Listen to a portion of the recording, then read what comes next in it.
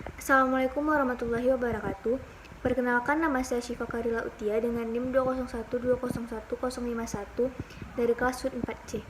Perkenalkan, nama saya Ronaldi Simanjuntak dengan NIM 201201049 dari kelompok 2. Perkenalkan, nama saya Sophia Mawadda Husaini Siregar dengan NIM 2012011052 dari kelas HUT 4C. Perkenalkan, saya Igal Faradu Senturi, NIM 2012011124 dari kelompok 2. Perkenalkan, saya Fabiano Siombing dengan NIM 2012011113 dari kelas HUT 4C. Assalamualaikum warahmatullahi wabarakatuh. Perkenalkan, nama saya Putri Hani Miftasya dengan NIM 201201047. Saya berasal dari kelas HUT 4C. Ingin menjelaskan bagaimana kondisi lahan di pemilihan spesies pada hutan saga yang bertempat di Universitas Sumatera Utara.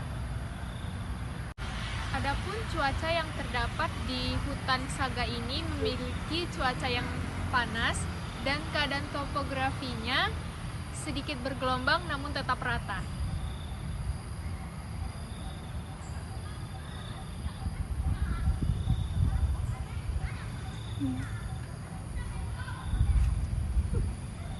Bisa aja kan?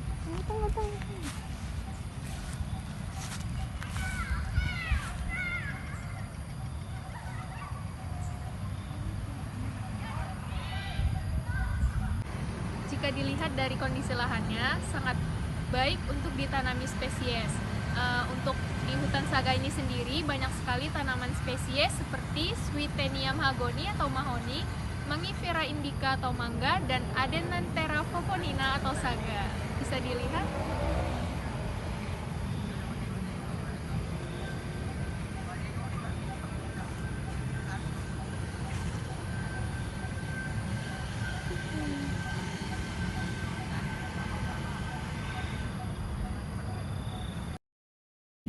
Kami perwakilan dari kelompok 2 akan melakukan praktikum silvikultur yang berjudul koleksi benih. Jadi mari ikuti kami untuk melakukan prosedurnya.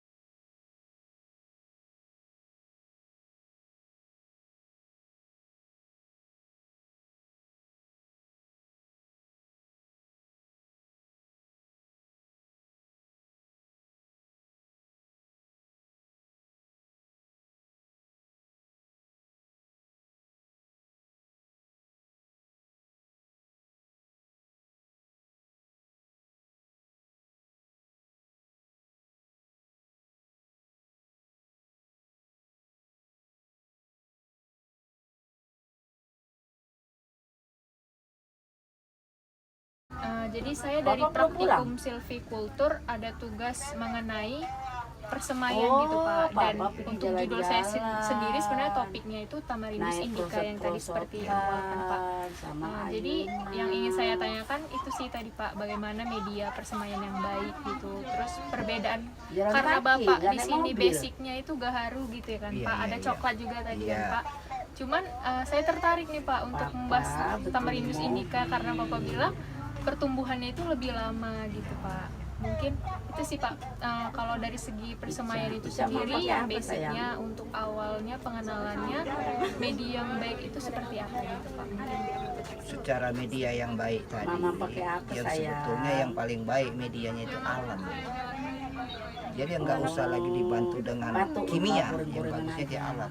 Kalau dia media alam ini memang dia ada kekebalan langsung dari alam sendiri. Ya termasuklah tadi penyemiannya tadi, nah, itu Bapak bilang tadi seminggu disemikan, habis seminggu disemikan tadi baru kita masukkan ke polybag. Nah, dari polybag tadi yang kita masukkan tadi baru kita sungkup kembali. Dari kita sungkup tadi kembali selama 3 bulan, nah itu kita jaga kelembapannya. Itulah tadi nggak perlu disiram, nggak perlu diapain. Disitulah dia proses alamiahnya di dalam sungkup tadi. Habis 3 bulan baru kita buka sungkupnya. baru seperti yang kita lihat tadi iya, ya, Pak. Oh, baru dia oke. beradaptasi dengan alam selingkungannya. Dibantulah dia tadi cara perawatannya tadi. Begitu dibuka sungkup, siram, mandikan. Pagi. Pagi dan sore ya. Pagi dan sore. Itu pun jangan jarak 3 hari sekali. Ada rentang waktunya nggak Ada ya, Pak? rentan waktu. 3 hari sekali baru disiram. Udah disiram 3 hari sekali, masuklah termin seminggu, kasihlah obat. Obat yang tadi yang Bapak Iya, Bapak tunjukkan tadi. Semprot dia dalam selama seminggu ketahanannya. Berarti itu secara berkala gitu. Iya, berkala, berkelanjutan dia, estafet. Jadi seminggu sekali habis semprot, seminggu sekali habis semprot, 3 hari sekali siram, 3 hari sekali siram. Jadi itulah dia beradaptasinya, penyesuaian lingkungan tadi. Seperti ini, tinggal kita jaga hamanya. Karena tadi kalau persemaian ini identik dengan gangguan hama kan Pak mungkin. Iya, maka kita taruh dalam sungkup. Jadi fungsi sungkup itu tadi ya Pak. Itulah tadi alamiah dia. Alamiah. Jadi nggak ada pakai unsur kimia, nggak ada. Kalau pakai unsur kimia kan ada pengasih zat, ini nggak ada. Alami dia. Yang penting steril tanahnya. Steril gitu ya. Makanya diambil tadi tanah. Tanah yang pinggir sungai tadi Iya, ya. itulah. Jadi dia menambah daya suburan tadi, nggak ada mengandung zat kimia, nggak ada bantuan pupuk. Jadi secara alamiah sendiri. Jadi nanti kalau memang udah ngerti kalau seperti ini, tinggal kau nyusun programnya. Tinggal diatur ya. Tinggal kamu yang ngatur. Jadi rinciannya tadi garis besarnya kan udah Bapak kasih tahu. Cara pengobatannya seminggu sekali. Cara apa lagi tadi, penyiraman 3 hari sekali, pagi dan sore. Selesai. Nggak repot-repot. Untuk proses penyemaiannya itu dari mana Pak? Dari biji, bibit? Dari biji. Dari biji tadi itu Bapak bilang tadi, diambil dari pohonnya. Habis diambil dari pohonnya akan dipecah. Iya, disortir gitu. Disortir. Itu Bapak bilang tadi yang direndam. Mana yang timbul buang, itu nggak jadi lambang. Itulah yang diambil. Yang enggak, yang tenggelam tadi lah diambil, itulah disemaikan. Penyemaiannya itu seminggu. Seminggu lunas jadi kecambah toge. Barulah bisa disemaikan. Barulah bisa masukkan dalam polybag. Di sini saya akan melakukan praktikum silvikultur dengan judul persemaian. Di sini saya akan mewawancarai seorang narasumber tentang persemaian alpukat. Jadi Pak, untuk memilih semaian baik itu seperti apa? Dia harus biji yang kuat. Kan biji itu dibersihin, dikopek kulit dari bijinya, jadinya seperti sudah dikopek kan jadinya gini bersih, dikudat, baru disemai. Jadi media semainya yang harus yang bagus. Media semainya kita pakai tanah, kita campur sama pupuk kandang atau pupuk kompos, kemudian kita campur dengan sekam bakar dan sekam mentah. Jadi dia lebih gembur. Terus kalau untuk waktu penyemaiannya itu berapa lama? Kalau bibit pokat dia baru mulai muncul 2 minggu sampai sebulan. Dia agak lama sedikit pokatnya. Terus cara menanggulangi kok adanya hama gitu gimana? Hama, misalnya hama kalau jamur kita pakai obat jamur. Kalau di biji biasanya cuma jamur ya. Jadi kalau kita persemaian jamur kan, nanti pakai fungisida ya.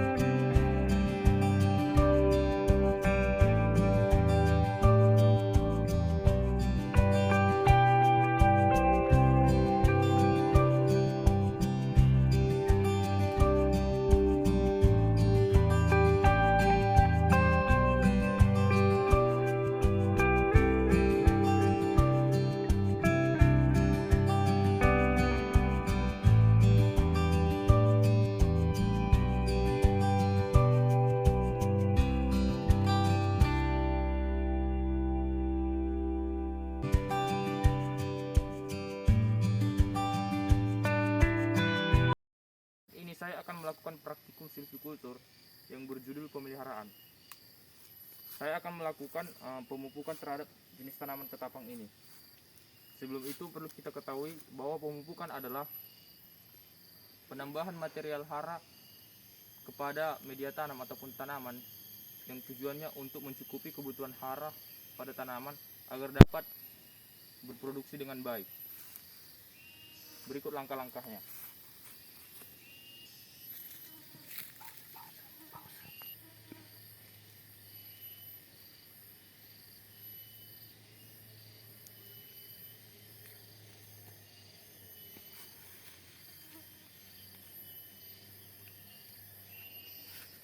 Akan melakukan kegiatan yaitu penyiangan. Penyiangan sendiri adalah pembebasan tanaman dari tanaman-tanaman yang bersifat mengganggu yang sebagai kompetitor dari tanaman yang kita tanam. Adapun cara-caranya akan saya tunjukkan seperti demikian.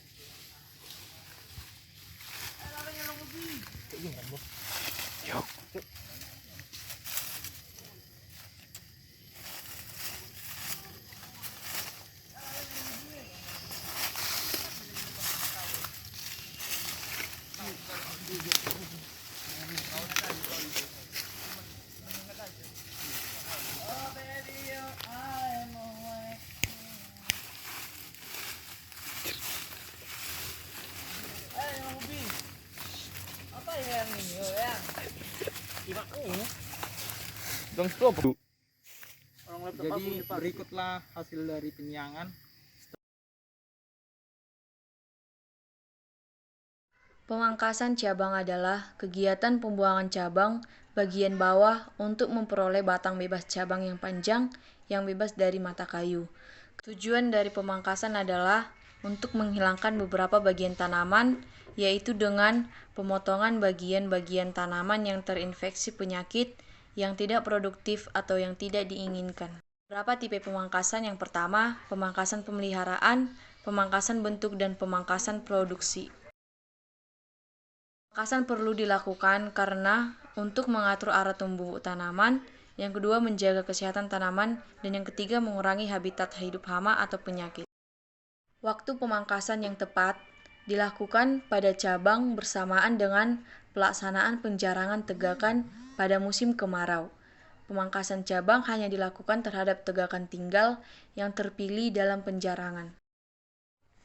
Frekuensi pemangkasan cabang mengikuti frekuensi penjarangan. Setiap kali dilakukan pemangkasan cabang, maka digunakan intensitas 30%, yaitu 30% dari tajuk yang dibuang dan tajuk yang tinggal setelah pemangkasan 70%. Cara pemangkasan. Yang pertama, gunakan pisau pruning dan gunting pruning untuk memangkas tunas kaki atau cabang kecil di bagian batang. Yang kedua, gunakan gergaji pruning untuk memangkas cabang yang ukurannya agak besar dan tangga untuk memanjat pohon.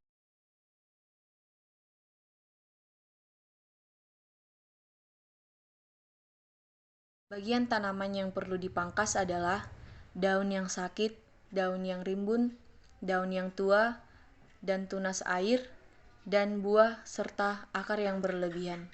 Saya ingin menjelaskan materi tentang singling, di mana singling ini merupakan salah satu proses dari kegiatan pemeliharaan dalam praktikum silvikultur. Singling merupakan penghilangan beberapa bagian dari tanaman untuk membentuk ataupun mengarahkan tanaman agar tanaman tersebut tumbuh sehat dan menjadi tanaman yang baik.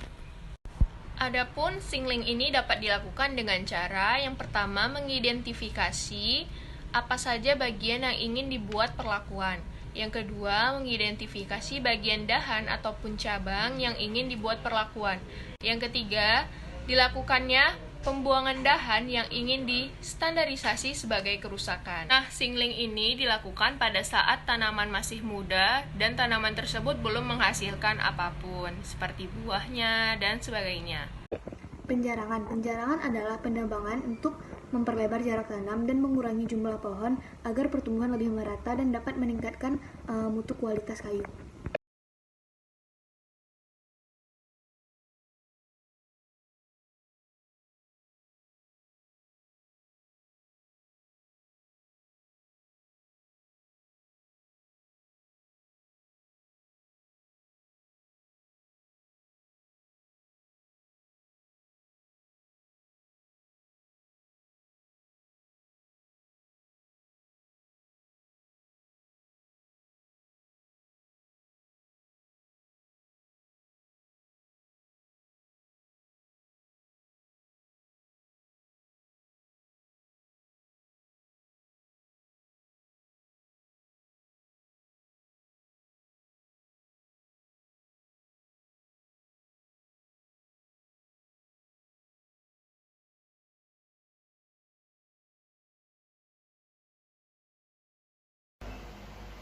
Hama yang paling merusak secara kualitas yaitu penggelekan buah kopi. Ini disebabkan oleh Hipotansampei. Hama ini tumbuh dan berkembang hanya pada bagian buah, sehingga merusak buah dan menyebabkan buah tidak berkembang dan menurunkan kualitasnya. Hama ini dapat dikendalikan dengan cara kultur teknis, biologis, dan kimiawi. Cara kultur teknis adalah lelesan dan petik bubuk. Lelesan adalah memungut buah yang jatuh karena serangan hama, sedangkan petik bubuk yaitu memetik buah dari yang berlubang karena serangan hama juga. Secara biologisnya yaitu Propops natuna dan Heterophyca veicola. Cara kimiawinya dengan aplikasi pestisida yang dianjurkan seperti Sevin 85C dan Suprasid 840 EC.